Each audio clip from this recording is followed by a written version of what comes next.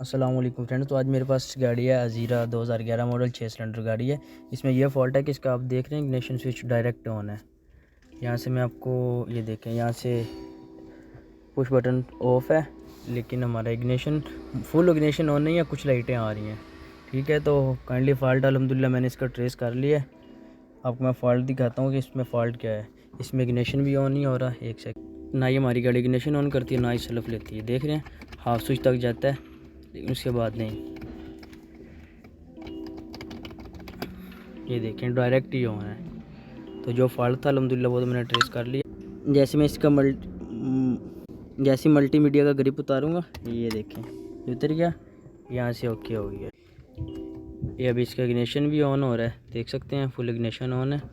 इसका ग्रिप पे एक दफ़ा मैं फिर लगाता हूँ, ये इसका ग्रिप लगाया, साथ ही लाइटें ऑन हो। तो इसका मल्टीमीडिया शॉर्ट है जिसकी वजह से